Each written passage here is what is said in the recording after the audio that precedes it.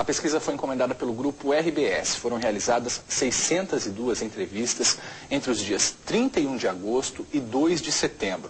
A margem de erro é de 4 pontos percentuais para mais ou para menos.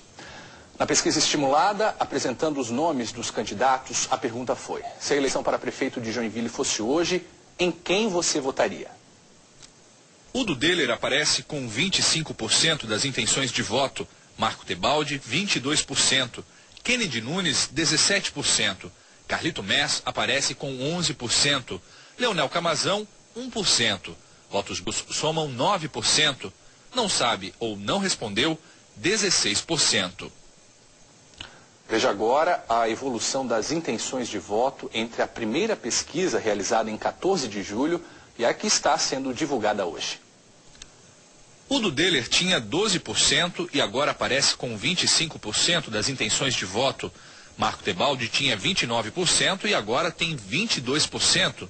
Kennedy Nunes tinha 23% e agora 17%. Carlito Mess tinha 14% e agora aparece com 11%. Leonel Camazão estava no 0% e agora está com 1%. Votos brancos e nulos passaram de 12% para 9%. Não sabe ou não respondeu, de 10% para 16%. O Ibope também fez simulações de possíveis embates do segundo turno. Veja os números entre os candidatos Marco Tebaldi e Kennedy Nunes.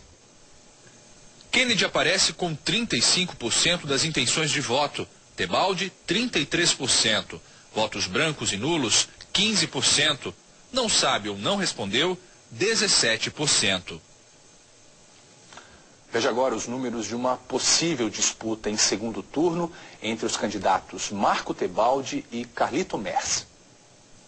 Tebaldi tem 46% das intenções de voto, Carlito 21%, votos brancos e nulos 17%, não sabe ou não respondeu 16%.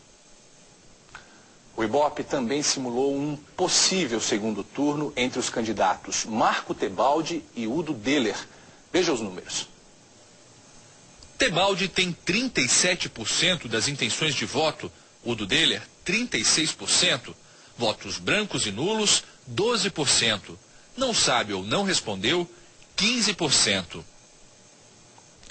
Veja agora os números da pesquisa Ibope para um possível segundo turno entre os candidatos Kennedy Nunes e Carlito Mess. Kennedy tem 46% das intenções de voto, Carlito 18%, votos brancos e nulos 18%, não sabe ou não respondeu também 18%. A pesquisa também apresenta os números de uma disputa em segundo turno entre os candidatos Kennedy Nunes e Udo Deller. Kennedy tem 36% das intenções de voto, Udo Deller 33%, votos brancos e nulos 14%, não sabe ou não respondeu 17%.